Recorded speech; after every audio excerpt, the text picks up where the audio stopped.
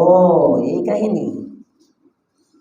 আল্লাহর পয়গম্বরের সাহাবিয়া মহিলা, প্রেমাস্পদ প্রিয় স্ত্রী আম্মা জান আয়েশা রাদিয়াল্লাহু তাআলা আনহা এ কথা শোনার পরে একটা জায়নামাজ ঘরের কোণার দিকে উঠে যাওয়া শুরু করলেন। মা ডাক দিয়ে বলেন, কোথায় যাচ্ছ? কয়, আমি যাই, হাইকোর্ট থেকে আমি ফেল হয়ে গেছি, আপিলটা সুপ্রিম কোর্টে এবার নিয়ে যেতে চাই। আম্মা জান, আপনি আমাকে আগে বললেন না? হাইকোর্ট হলো পয়গম্বর দু জাহানের সরদার রাহমাতুল লিল আলামিনের কাছে যখন আমি ব্যর্থ হয়ে গেলাম, নবী জানাইলো না, সুপ্রিম কোর্টে যায় আপিল করব।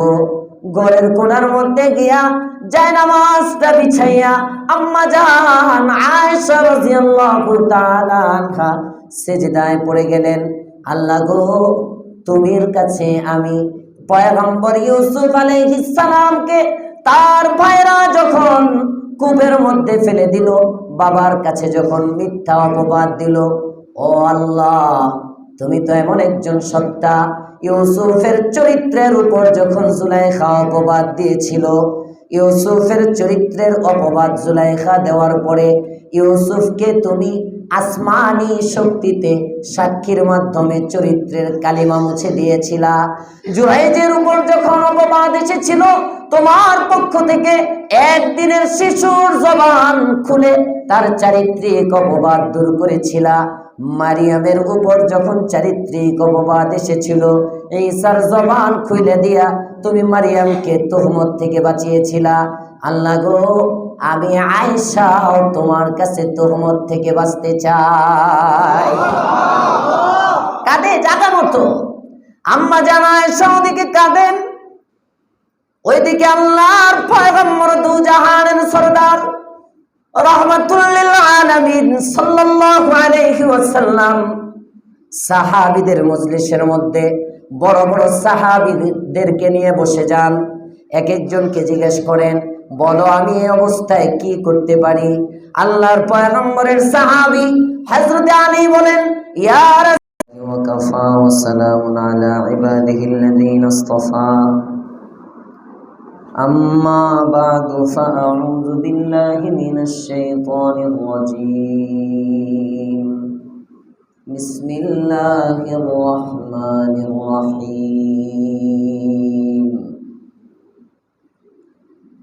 أولئك الذين اشتروا الضلالة بالهدى فما ربحت تجارتهم وما كانوا مهتدين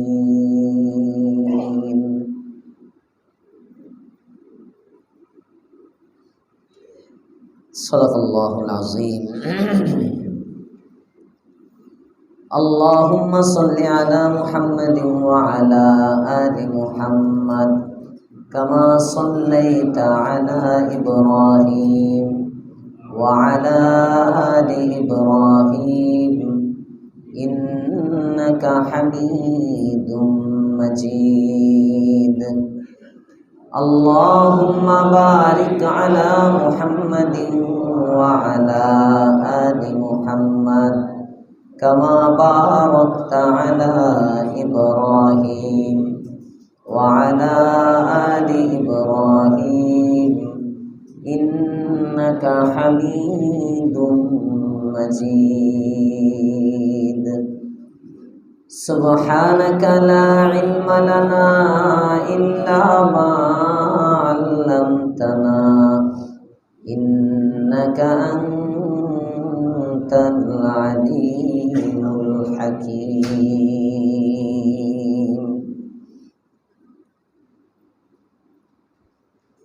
साहिल से लगेगा कभी मेरा भी सफीना,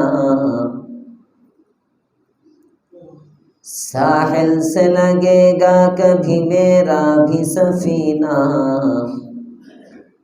देखेंगे कभी शौक से मक्का व मदीना, देखेंगे कभी शौक से मक्का व मदीना, गो इश्क का मौजूद है हर दिल में दफीना, गो इश्क का मौजूद है हर दिल में दफीना, मिलता नहीं लेकिन कभी बेखून पसीना, मिलता नहीं लेकिन कभी बेखून पसीना। अल्हम्दुलिल्लाह। मुअज़्ज़ज़ मुहतरम मुसल्लियान किराम मुरब्बियान इज़ाम, যুবক বন্ধুরা, ছোট বাচ্চারা, পর্দার অন্তরালে অবস্থানরত সম্মানিতা মা ও বোনেরা, শুকরিয়া রব্বে করিমের দরবারে যার তৌফিকে সাপ্তাহিক এই দর্শে কোরআনের বাগানে আসতে বসতে তৌফিক পেয়েছি, এজন্য কালিমাতুশ শুকর করি আলহামদুলিল্লাহ।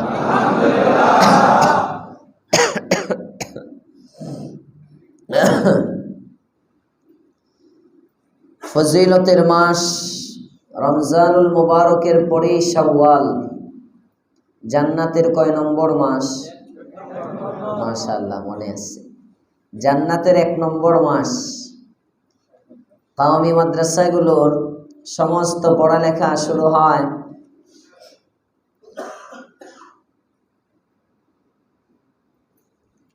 এই শাওয়ালে। এরা তো মরণের পরে জান্নাতেই যাইব, কেমন যেন মরণের আগেও জান্নাতে কিছু প্র্যাকটিস করে নিতেছে। মাদ্রাসাওয়ালারা যে জান্নাতে যাইব এর ব্যাপারে গ্যারান্টি স্বয়ং আল্লাহ পাক রব্বুল আলামিনের পক্ষ থেকে দিয়ে দিছেন, গ্যারান্টি আছে। আমল করতে হইব, শর্ত হইল এটা। বদামল মৌলবী হইলে জান্নাতে না, এত সবার আগে জাহান্নামের গ্যারান্টি দিয়ে দিচ্ছে। কিয়ামতের দিন 3 শ্রেণীর মানুষকে সর্বপ্রথম জাহান্নামে ফেলা হবে। কয় শ্রেণী? তোর মধ্যে একটা হলো হিসাব আলেম। যে আলেম তার ইলম দ্বারা দুনিয়া কামায়, দুনিয়া অর্জন করে। আল্লাহ তাআলা আমাদেরকে আল্লাহর জন্য দ্বীনে ইলম শিখার তৌফিক দেন, বলেন আমিন। জান্নাতের প্রথম মাস 11 মাস পর্যন্ত আল্লাহ তাআলা জান্নাতকে সাজান। এই রমজানের জন্য এই সাজানোটা শুরু হয় শাওয়ালে। সুবহানাল্লাহ। এজন্য গত সপ্তাহ বলেছিলাম শাওয়াল বরকতি মাস, শাওয়াল নবীর বিয়ের মাস। বিয়ে করছেন গত 1 সপ্তাহে কেউ? পিঠে হাত দিদি ভেঙে ফেলবো, পড়ালেখার খবর নাই, আগে বিয়ে। আল্লাহ নেক রেশতার ব্যবস্থা সকলের জন্য করেন, বলেন আমিন। শাওয়ালে যদি কেউ বিবাহ বন্ধনে আবদ্ধ হয়, বিবাহটা বরকতি হয়। এজন্য গত সপ্তাহে বলেছিলাম এত বরকতি কেন? রাসূলের 11 জন মাহবুবা হাবিবা স্ত্রীর মধ্যে সবচেয়ে যাকে বেশি ভালোবাসতেন এই বিয়েটা শাওয়ালে হয়েছে। আল্লাহর রাসূলের সাথে আম্মা জানা আয়েশা রাদিয়াল্লাহু তাআলা আনহার বিয়ে হয়েছে কোন মাসে? শাওয়ালে। আম্মা জানা আয়েশা এমন একজন মহিলা, এমন একজন বিবি রাসূলের, যে বেগম বলেন আমার আর অন্যান্য বেগমদের মধ্যে অনেকগুলো দিক দিয়ে শ্রেষ্ঠত্ব আছে যেগুলোতে আমাকে তারা ধরতেই পারে না। সুবহানাল্লাহ। পৃথিবীর সব নারীদের মধ্যে আমি আয়েশা অনেক কারণে শ্রেষ্ঠ। তোর মধ্যে 1 নম্বর কারণটা হলো আমি একমাত্র রাসূলের কুমারী স্ত্রী। সুবহানাল্লাহ। রাসূলের 11 জন বেগম, সব বেগম বিধবা, একমাত্র অবিবাহিতা নারী আম্মা জানা আয়েশা। প্রশ্ন, 10 জন স্ত্রী বিধবা হলো, তার মানে মোল্লারা বউ পায় না। রাসূলের জন্য মেয়ের অভাব পড়ছিল এমন কিছু? আল্লাহর পয়গম্বর, আপনি আমার নবী দু জাহানের সরদার রাহমাতুল লিল আলামিন সাল্লাল্লাহু আলাইহি ওয়াসাল্লাম ফরমান, আমার সমস্ত বেগমের সাথে আমার বিয়ে হয় জমিনে, আমার আয়েশার সাথে আমার বিয়েটা হয় আসমানে। আম্মা জান আয়েশা, আল্লাহর পয়গম্বর মদিনাতুল মক্কাতুল মুকাররমায় খাদিজাতুল কুবরা রাদিয়াল্লাহু তাআলা আনহার ইন্তেকাল হয়ে গেল। নবীজি অস্থির, বেচैन, পেরেশান। হযরত সিদ্দিক আকবর বলেন, ইয়া রাসূলুল্লাহ, ইয়া হাবিবাল্লাহ, আপনাকে অস্থির অস্থির দেখা যায়, পেরেশান পেরেশান দেখা যায়। কিসের এত অস্থিরতা পয়গম্বর, কিসের পেরেশানি? নবী আমার বলেন, খাদিজাতুল কুবরাকে হারাইলাম, তার মানে আমি অনেক ক্ষতিগ্রস্ত হয়ে গেলাম। খাদিজার মাধ্যমে আমি অনেক সান্ত্বনা পেতাম। মক্কার মুশরিক কাফির বেদিন বেঈমানগুলো যখন আমার উপর অত্যাচার করত, আমার খাদিজা আমাকে ঘরের মধ্যে সান্ত্বনার বাণী শোনাইতো। সুবহানাল্লাহ। আহারে স্ত্রী! এখনকার নারীরা খালি কেমনে স্বামীরে খাইব, ঠিক না বেঠি? ঘরের মধ্যে গিয়ে ঢুকে সারাদিন অস্থির, জানে স্বামীর পকেট খালি, এরপরেও ঘেনর ঘেনর ফেনর ফেনর আছেই আছেই, আছে না নাই? অনেকে আস্তে আস্তে কয়, কণ্ঠ আবার ধরতে পারলে ধরবো। আহা, আপনাদের কেন নারীদেরকে বলতেছি, যে নারী স্বামীর ইজ্জত করতে জানে না, এর তাফসীর শোনার কি অর্থ? মানুষ হইতে পারো নাই তো? কোরআনের ছোঁয়া লেগে একটা সম্ভ্রান্ত নারী, জান্নাতি রমণী তো সে যে স্বামীকে আজমত করে। সুবহানাল্লাহ। স্বামীর সম্মান যার দিলে আছে, তাসাল্লি যোগায়, যে স্ত্রীকে দেখলে সান্ত্বনা পায়, যে স্বামী স্ত্রীকে দেখলে খুশি হয়ে যায়। সুবহানাল্লাহ। যে স্ত্রীকে দেখলে কষ্ট বাড়ে, জাহান্নামী স্ত্রী। যে স্ত্রীকে দেখলে স্বামীর কষ্ট বাড়ে, স্ত্রী জাহান্নামী।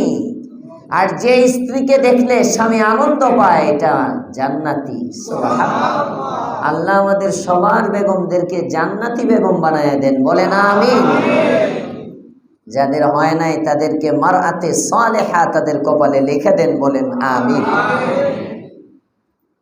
আমার খাদিজা আমাকে সান্ত্বনা দেয়। বুখারীর ওহী অধ্যায়ে আসছে, আল্লাহর রাসূল যখন গারে হেরায় কোরআনের আয়াত অবতীর্ণ হলো, নবীর জ্বর উঠে গেল, জিবরাইল চাপ দিয়ে 5 আয়াত দিয়ে চলে গেলেন, শরীর থরথর করে কাঁপতেছে। আল্লাহর পয়গম্বর হুজরা মুবারকের মধ্যে দৌড়ে গেলেন, জাম্মিলুনি জাম্মিলুনি, চাদর দাও চাদর দাও, কম্বল দাও কম্বল দাও, শীতে থরথর করে কাঁপছি, আমাকে ডেকে দাও। খাদিজাতুল কুবরার কাছে পয়গম্বর চলে গেলেন। হযরত খাদিজাতুল কুবরার কাছে গিয়ে বলেন, ও খাদিজা, আমার মনে হয় আমি ধ্বংস হয়ে যাব, আমার মনে হয় আমি শেষ হয়ে যাব। কি দেখলাম এটা? এত বড় পাখা, এত বড় ডানা, দেখলামটা কি? ওই যে মতো আইতেছে, ওই যে আইতেছে, ওই যে আইতেছে। জ্বর বেশি উঠলে ফ্যানের মধ্যেও ভূত দেখে, চোখের মধ্যে সর্ষা ফুল, যেদিকে তাকে এইদিকে মনে হয় কেউ ধরতেছে ধরতেছে, হ্যাঁ, ডরায়, চিৎকার করে। বাপ মা তখন ছোট বাচ্চাদেরকে জড়ায় ধরে রাখে, তাসাল্লি দেয়, কোলে নিয়ে ঘুরে, শরীর কাঁপে। আল্লাহর রাসূল সাল্লাল্লাহু আলাইহি ওয়াসাল্লাম ভয়ে কাঁপতেছেন। সব জায়গায় শুধু জিবরাইলকে দেখেন, ওই যে আইলো, এই যে আইলো, এই যে, এমন একটা ভাব।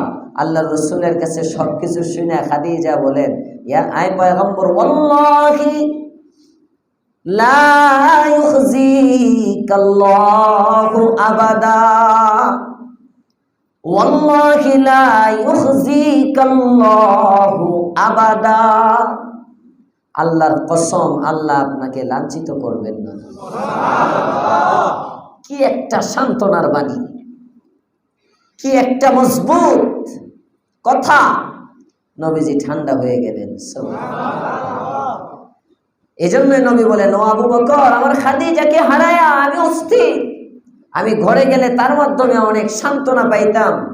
সে আমার দ্বীনের কাজের মুআবিনা ছিল, সঙ্গিনী। হযরত আবু বকর সিদ্দিক এদিক দিয়ে বলেন, ইয়া রাসূলুল্লাহ, খাদিজা তো খাদিজাই, খাদিজাকে তো আর পাওয়া যাবে না।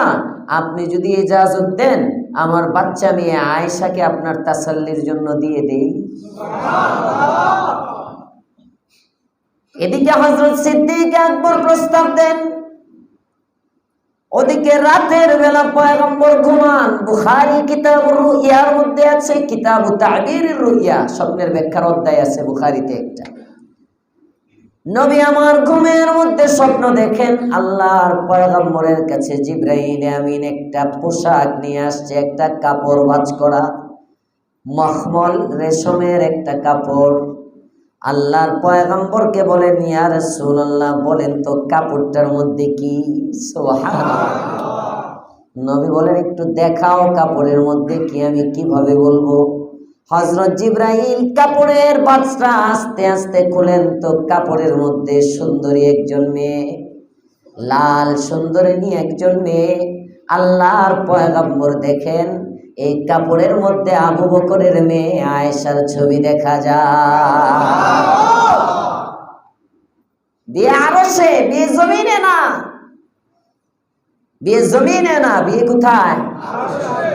বুঝেন বুঝেন বুঝেন, এমন একজন মেয়ে। জন্যই হযরতে আয়েশা বলেন, দুনিয়ার মানুষ, আমি কিন্তু এমন একজন মেয়ে, আল্লাহর পয়গম্বরের 10 জন বেগম বিধবা নারী, আমি আয়েশা কেবল এমন একজন নারী, যে মেয়েটা কুমারী ছিলাম, যিনি রাসূলের ঘরে যেদিন উঠলাম ওই দিনই বালেগা হইলাম। সুবহানাল্লাহ। তার মানে কি বুঝাও? আমি আয়েশার চোখ এমন একটা চোখ, যে চোখ কোনোদিন প্রাপ্তবয়স্কা হওয়ার পরে যে চোখটা কোনোদিন কোনো হারাম নজর করে না। সাংঘাতিক জিনিস। প্রাপ্তবয়স্কা হওয়ার পরে ফার্স্ট নজরে আমি যাকে দেখেছি তিনি হলো পৃথিবীর শ্রেষ্ঠ মানব। এই বৈশিষ্ট্য কেবল আমারই। আর সব বেগমরা কাউরে না কাউরে দেখে আসছে। কেউ বিয়ের আগে দেখে, কেউ বিয়ের পরে দেখা বন্ধ করে দেয়, আছে না নাই? বিয়ের আগে অনেক। তো আমি এমন একজন মেয়ে, আমি সুযোগই পাই নাই। যেদিন নবীর ঘরে গেলাম ওই দিন প্রাপ্তবয়স্কা হইলাম, তো আমার প্রথম নজর বালেগা হওয়ার পরে দু জাহানের সরদারের চেহারা। আমি এমন একজন নারী, যে নারীকে রহমাতুল লিল আলামিন এমন ভাবে ভালোবাসেন, এতটা ভালোবাসেন। আমি আয়েশা গ্লাসের যে দিক দিয়ে পানি পান করি, রহমাতুল লিল আলামিন ওই দিক দিয়ে পানি পান করেন। আমি আয়েশা যদি গোশতের কোনো হাড্ডিটা চাবায়া রেখে দেই, গোশতগুলো আলাদা করে প্লেটের কোনায় যদি রাখি, নবী আমার দেখেন আমার আয়েশা হাড্ডির যে পাশটা মুখে নেয়, নবীজি ওই সাইডটা নিজের মুখে নিয়ে চুষেন। গুলো আমার বৈশিষ্ট্য। আল্লাহ তাআলা জান্নাতুল ফিরদাউস নসিব করুক, বলেন আমিন। কোথায় ছিলাম? হযরতে আম্মা জান আয়েশার ফজিলত বয়ান করতেছিলাম। অন্যান্য নারীদের উপর আম্মা জান আয়েশার কিছু শ্রেষ্ঠত্ব আছে, কিছু ফজিলত আছে। কষ্ট হইতেছে আপনাদের? জানাজায় সবাই অংশগ্রহণ করবেন, হ্যাঁ ইনশাআল্লাহ। যখনই এলান হয়, এলান যখন হয়, জায়গা মনে হয় 8 নম্বর রেল লাইন মাঠের এদিকে খোলা জায়গায়, আশপাশের থেকেও হয়তো ওই মসজিদগুলো এলান হইলে লোক আসতে পারে, একটু কষ্ট হইলেও যাইবেন। জানাজার মধ্যে 2 কিরাত, জানাজায় যদি কেউ অংশগ্রহণ করে তাহলে 1 কিরাত সওয়াব। কয় না সুবহানাল্লাহ? এটা কারি সাহেবের কিরাত মনে করছে। জানাজায় অংশগ্রহণ করলে কয় কিরাত? শুধু জানাজায় অংশগ্রহণে 1 কিরাত, আর দাফনে অংশগ্রহণ, দাফনের শেষ পর্যন্ত যদি থাকে তাহলে 2 কিরাত। কয় কিরাত? 2 কিরাত বলে, কফ ইয়া রা আলিফ তা। সাহাবায়ে কেরাম বলেন, ইয়া রাসূলুল্লাহ, ইয়া হাবিবাল্লাহ, কিরাত কি জিনিস? কিরাত কি? আপনি যে বললেন 2 কিরাত সওয়াব পাবে, 2 কিরাত, কিরাতের অর্থ কি? নবী আমার বলেন, এই যে উহুদ পাহাড়টা দেখতেছো, এমন উহুদ পাহাড়টার বরাবর হলো 1 কিরাত সওয়াব। আর 2 কিরাত হলো মিসলাল জাবালাইনিল উহুদাইন, উহুদের 2টা পাহাড়ের সমান হলো 2 কিরাত। জোরে কোন সুবহানাল্লাহ। সওয়াব দরকার আছে না নাই? আল্লাহ আমাদেরকে অংশগ্রহণের তৌফিক দান করুন, বলেন আমিন।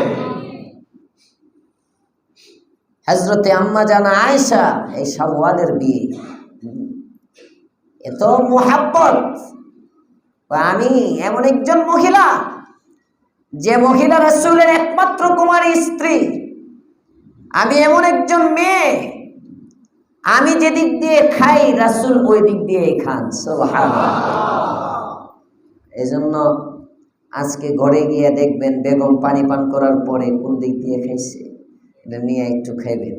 পারবেন ইনশাআল্লাহ? মুহাব্বত বাড়বে। এখন তো 2 জনের 2 গ্লাস, 2 জনের 2 প্লেট। আরে বাবারে, এগুলোর নাম কি কই দিলে, মানে উন্নতি নাকি যেন, হ্যাঁ, উন্নতির ছোঁয়া লাগতে লাগতে এমন অবস্থা। 1 প্লেটে খাবার খেলে সমস্যা। এটা ভদ্রতার খেলাফ, শালীনতার খেলাফ। প্লেট যদি স্বামীর প্লেট একরকম, স্ত্রীর প্লেট একরকম চিহ্নিত, এটা বাবার, এটা মার, হ্যাঁ, এটা স্বামীর গ্লাস, এটা স্ত্রীর গ্লাস। মুহাব্বত হইব কেমনি? আল্লাহ মুহাব্বত দান করেন, বলেন আমিন। হযরতে আম্মা জান আয়েশা নিজের বৈশিষ্ট্য বলতেছেন, বয়ান আসতেছে না। ঈদের দিন দেখলাম সুস্থ মানুষ মুসাফা করলো ঈদের নামাজে। ঈদের পরে 2 সপ্তাহ হলো, আজকে 16 দিন, চোখের সামনের মানুষ নাই।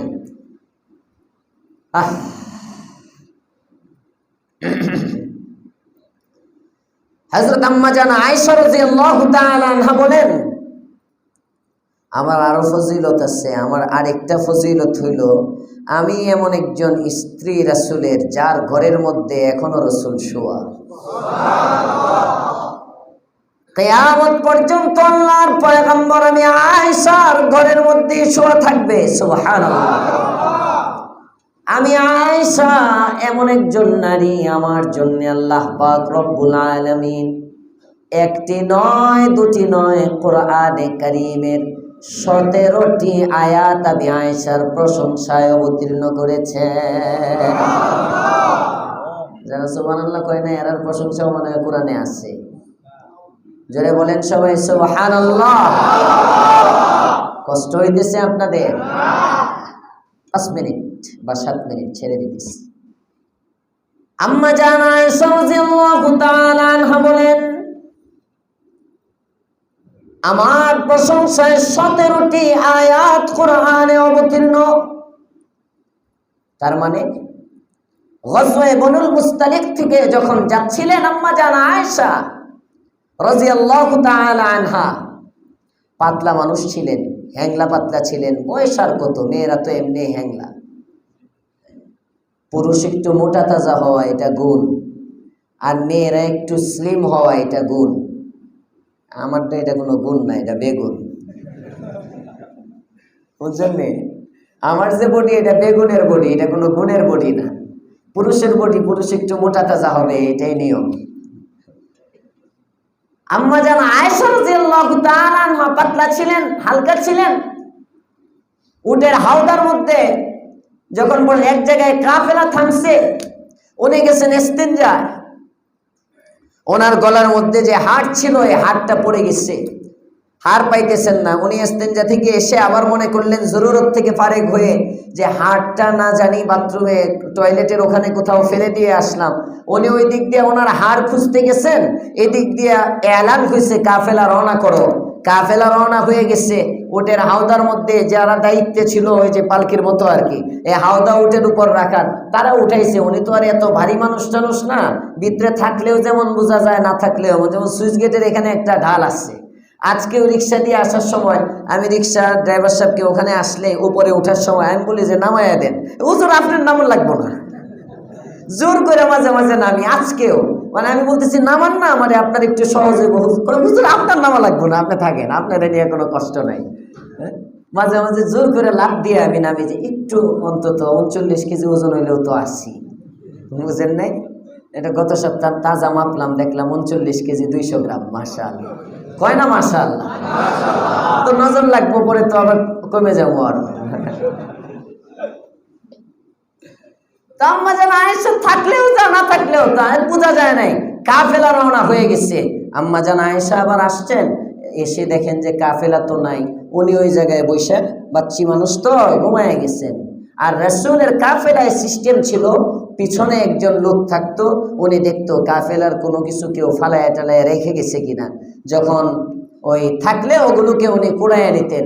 তো ওই জায়গায় উনি দেখেন যে বোরকা মানে ঘোমটা দেওয়া হিজাব পরা একজন মানুষের ছায়া ছায়া ছায়া ছায়া দেখা যাইতেছে।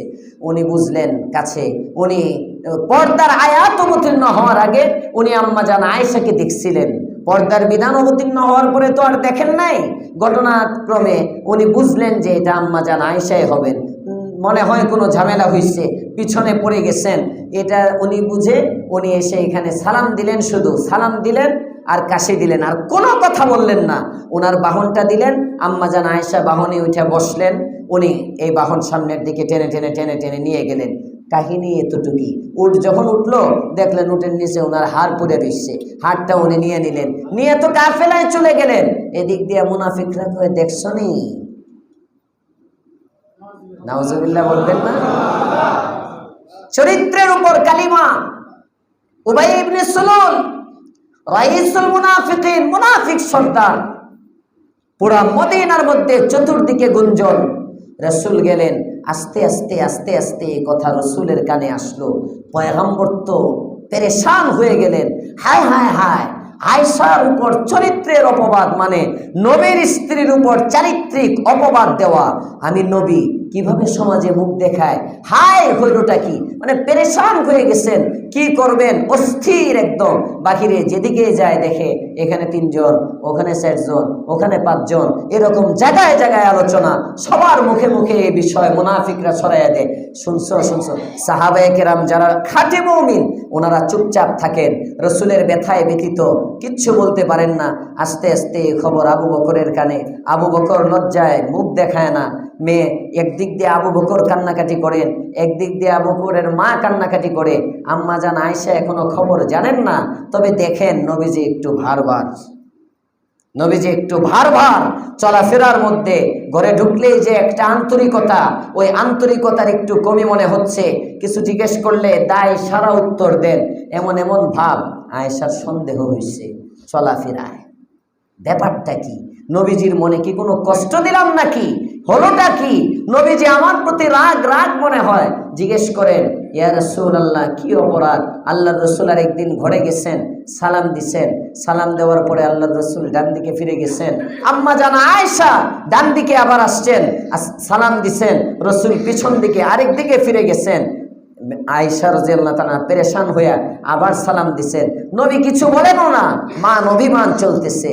আয়েশা বলেন, ইয়া রাসূলুল্লাহ আমি আমার বাবার বাড়ি চলে যাই। নবীজি আস্তে করে মাথাটা, মুখে কিছু বলেন না, ইশারা দিছেন, যাও তুমি বাবার বাড়ি যাও। আল্লাহর পয়গম্বরের বেগম পেরেশান, যে নবী আমাদের ছাড়তে চায় না, ওনারে একবার অনুমতি চাইলাম আর কইল যে যাও বাবার বাড়ি। বিষয়টা কি? উনি আস্তে আস্তে চলে গেলেন বাবার বাড়ি। বাবার বাড়ি গিয়ে আম্মারে জিজ্ঞেস করেন, আম্মা কাহিনী কি?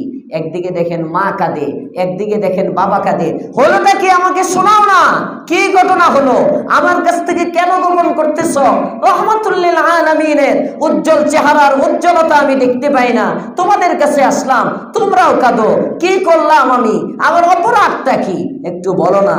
মা কিচ্ছু বলে না, বাচ্চা মানুষ, মেয়ে যদি আবার সুইসাইড করে, এই জামানার ভাষায় বুঝাইতেছি, মান অভিমান আঘাত যখন বেশি আসে তখন মানুষ মারাত্মক কোনো দুর্ঘটনায় জড়াইয়া যায়, না জানি কি হয়, কিচ্ছু বলেন না।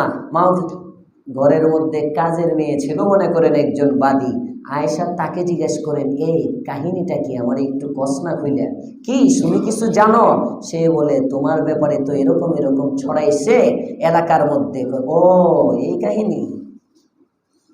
আল্লাহর পয়গম্বরের সাহাবিয়া মহিলা, প্রেমাস্পদ প্রিয়া প্রিয় স্ত্রী আম্মা জান আয়েশা রাদিয়াল্লাহু তাআলা আনহা এ কথা শোনার পরে একটা জায়নামাজ ঘরের কোণার দিকে উঠে যাওয়া শুরু করলেন। মা ডাক দিয়ে বলেন, কোথায় যাচ্ছ? কয়, আমি যাই, হাইকোর্ট থেকে আমি ফেল হয়ে গেছি, আপিলটা সুপ্রিম কোর্টে এবার নিয়ে যেতে চাই। আম্মা জান, আপনি আমাকে আগে বললেন না? হাইকোর্ট হলো পয়গম্বর দু জাহানের সরদার রহমাতুল লিল আলামিনের কাছে যখন আমি ব্যর্থ হয়ে গেলাম, নবী জানাইলো না, সুপ্রিম কোর্টে যায় আপিল করব।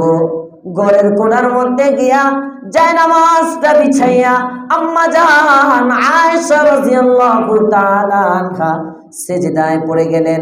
আল্লাহ গো, তুমির কাছে আমি পয়গম্বর ইউসুফ আলাইহিস সালামকে তার ভাইরা যখন কূপের মধ্যে ফেলে দিল, বাবার কাছে যখন মিথ্যা অপবাদ দিল, ও আল্লাহ, তুমি তো এমন একজন সত্তা, ইউসুফের চরিত্রের উপর যখন জুলাইখা অপবাদ দিয়েছিল, ইউসুফের চরিত্রের অপবাদ জুলাইখা দেওয়ার পরে ইউসুফকে তুমি আসমানি শক্তিতে সাক্ষীর মাধ্যমে চরিত্রের কালিমা মুছে দিয়েছিলা। জুরাইজের উপর যখন অপবাদ এসেছিল, তোমার পক্ষ থেকে একদিনের শিশুর জবান খুলে তার চারিত্রিক অপবাদ দূর করেছিলা। মারিয়ামের উপর যখন চারিত্রিক অপবাদ এসেছিল, ঈসার জবান খুলে দিয়া তুমি মারিয়ামকে তুহমত থেকে বাঁচিয়েছিলা। আল্লাহ গো, আমি আয়েশা তোমার কাছে তুহমত থেকে বাঁচতে চাই। কাঁদে জাগা মতো আম্মা জান আয়েশা, ওদিকে কাঁদেন, ওইদিকে আল্লাহর পয়গম্বর দু জাহানের সরদার রাহমাতুল লিল আলামিন সাল্লাল্লাহু আলাইহি ওয়াসাল্লাম সাহাবীদের মজলিসের মধ্যে বড় বড় সাহাবীদেরকে নিয়ে বসে যান। এক একজনকে জিজ্ঞেস করেন, বলো আমি এই অবস্থায় কি করতে পারি? আল্লাহর পয়গম্বরের সাহাবী হযরত আলী বলেন, ইয়া রাসূলুল্লাহ, ইয়া হাবিবাল্লাহ, এত চিন্তার কারণ কি? দু জাহানের সরদারের জন্য মহিলার অভাব নাই, দরকার হয় বদলায় নেন, যদি অপরাধী হয় বদলায় নেবেন। সিদ্দিক আকবরের মেয়ে দেখে কি হয়েছে, ভাবটা আর কি এমন? আলী কয়, রাহমাতুল লিল আলামিনের জন্য মহিলার অভাব নাই তো, কোনো সমস্যা নাই, আপনি চিন্তা করেন কেন? নবীজির উত্তরটা এতটা ভালো লাগে নাই, কিন্তু শুনছেন, মশওয়ারা তো খেয়াল যেমনই হোক আসতেই তো হবে। নবীজি শুনে রয়েছেন, হযরতে ওমর ইবনুল খাত্তাব দাঁড়ায় গেছেন। সুবহানাল্লাহ। ইয়া রাসূলুল্লাহ, ইয়া হাবিবাল্লাহ, ফ্লোরটা আমাকে দেন, আমাকে একটা ফ্লোর দেন। কি কি দিলাম, বলো তোমার কি খেয়াল? ইয়া রাসূলুল্লাহ, ইয়া হাবিবাল্লাহ, আগে জানবার চাই আয়েশা সিদ্দিকা, সিদ্দিক আকবরের মেয়ে আয়েশা আপনার ঘরের মধ্যে এসেছিল কার কথায়? ইয়া রাসূলুল্লাহ, ইয়া হাবিবাল্লাহ, আয়েশার বিয়ের ঘটকটাকে দুনিয়ার মধ্যে দেখি, বিয়ে যদি সমস্যা হয়, স্বামী স্ত্রীর বলি বলা না হয়, তাহলে ঘটকের কাছে অভিযোগ দেয়, ঘটক তালাশ করে, কেমন মেয়ে এনে দিছ, আমার ছেলের দুঃখের শেষ নাই, কেমন ছেলে এনে দিলা, আমার মেয়ের কোনো সুখ নাই। কথা বলেন ঠিক না বেঠিক?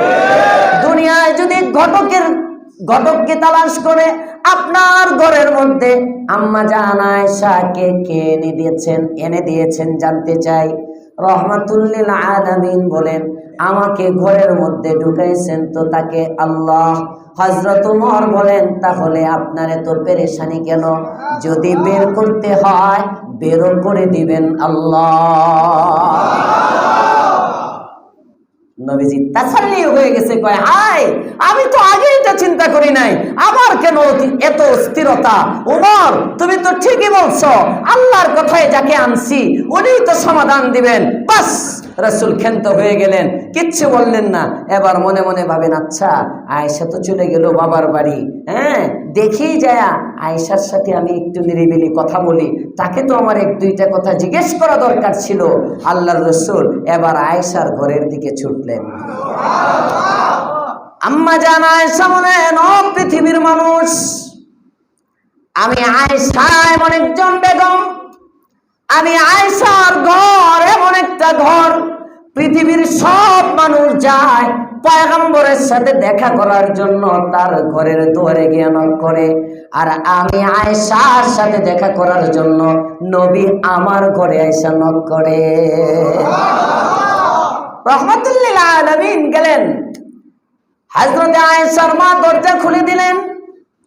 পয়গম্বরের চেহারাটা মলিন।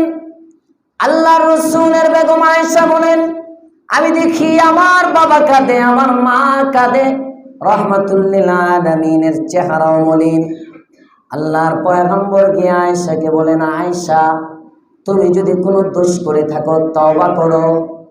হযরতে আয়েশা যখন এটা শুনলেন, মাকে পাশ থেকে বলেন, আম্মা জবাব দেন, একটু জবাব দেন, আপনার মেয়েটা কেমন আপনি জানেন না, বলেন কিছু। মা কিচ্ছু বলে না। বাবাকে কয়, বাবা জবাব দেন না, বাবাও কিচ্ছু বলে না। আয়েশাও কিছু বলে না, আবার উঠে চলে গেছেন, যে সেজদায় পড়ে গেছেন। একটু পরে দেখা যায় আল্লাহর পয়গম্বরের শরীরের মধ্যে আস্তে আস্তে কম্পন শুরু হয়েছে, কপালটা ঘামতে শুরু হয়েছে। ওহী যখন আসে, ওহী অবতীর্ণ হলে নবীর যে কাইফিয়ত হয়, এমন কাইফিয়ত শুরু হয়ে গেছে। হযরত সিদ্দিক আকবর রাসূলের মাথাটা ঢেকে দিলেন, চেহারাটা ঢেকে দিলেন।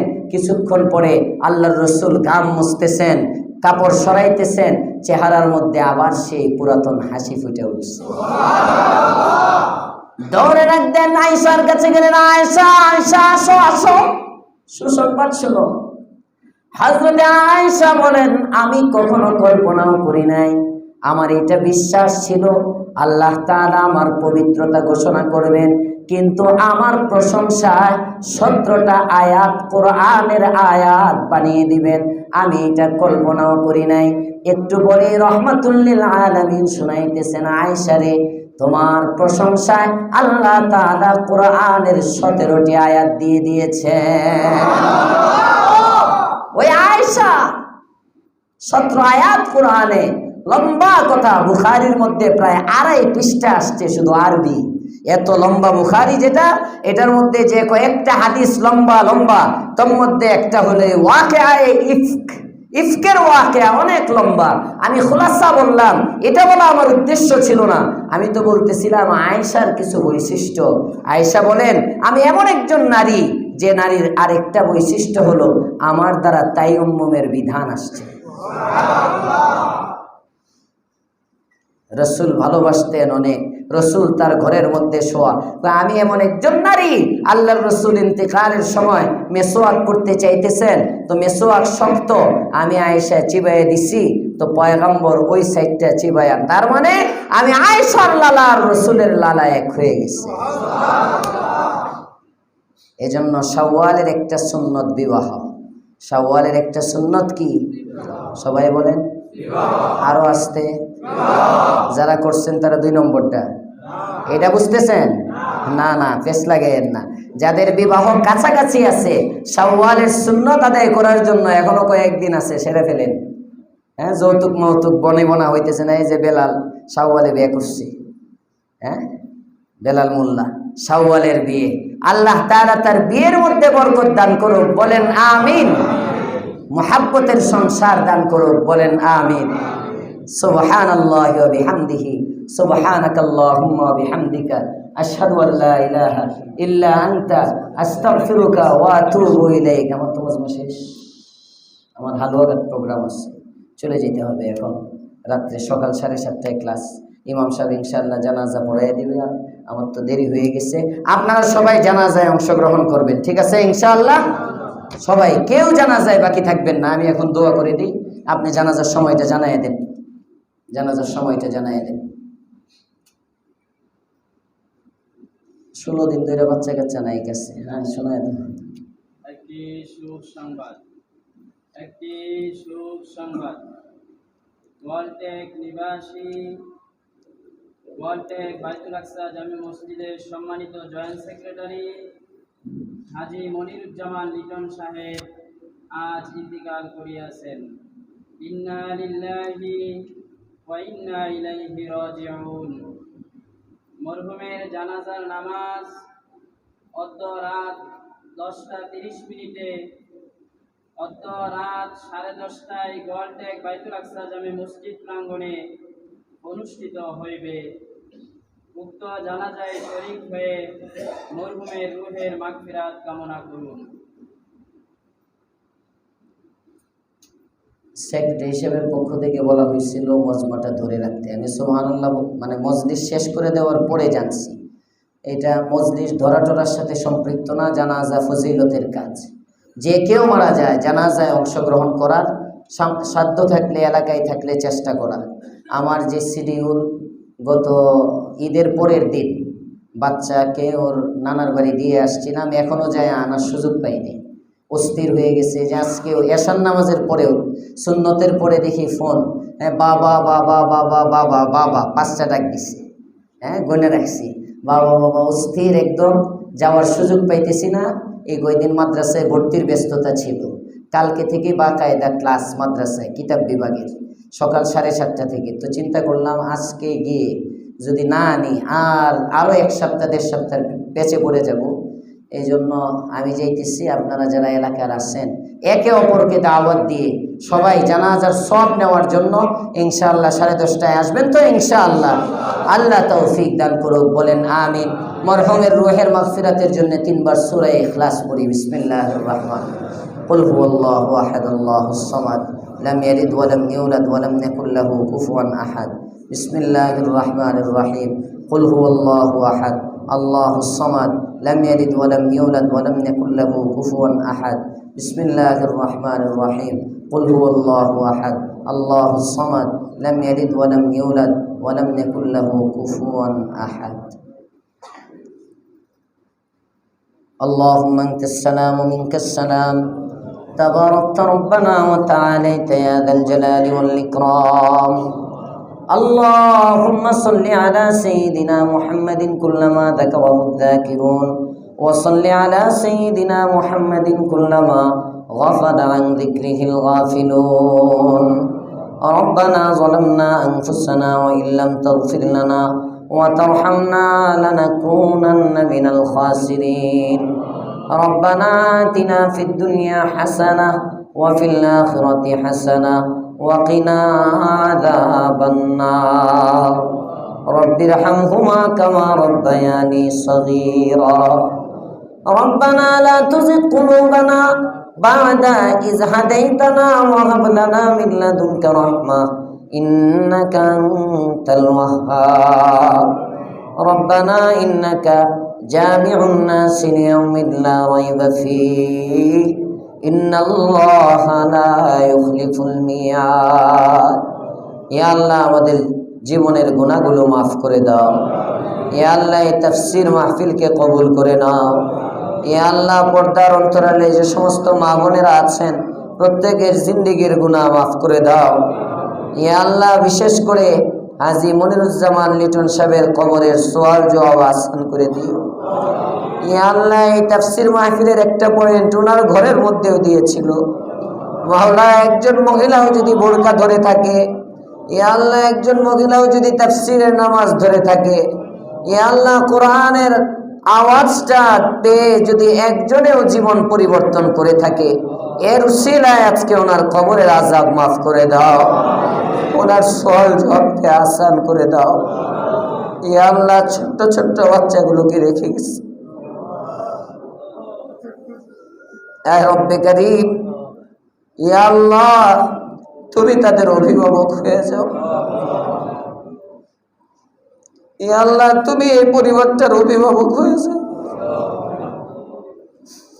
যে মেয়েগুলো আছে প্রত্যেকের জন্য দিনদার পাত্রের ব্যবস্থা করে দিও। ইয়া আল্লাহ মানুষ মাত্রই ভুল হতেই পারে। ইয়া আল্লাহ যদি কোনো অপরাধের মধ্যে জড়ায় গিয়ে থাকে, এতগুলো মানুষ নিয়ে কোরআনের মজলিসে হাত বাড়াইছি, এ আল্লাহ আমার জবানটা তো তার জন্য পাক। এ আল্লাহ চোখের কোণের এক ফোঁটা পানিও যদি বের হয়ে যায়, এই পানিগুলো তো তার জন্য পাক। আল্লাহ এই মুসল্লিগুলোর আমিনের উসিলায় ওনার জিন্দিগির গুনাহ মাফ করে দাও, ওনার জিন্দিগির গুনাহ মাফ করে দাও, ওনার জিন্দিগির গুনাহ মাফ করে দাও। ইয়া আল্লাহ ওনার পরিবারকে পরিপূর্ণ দিনদার বানায় দাও। ইয়া আল্লাহ পর্দানশীন বানায় দাও।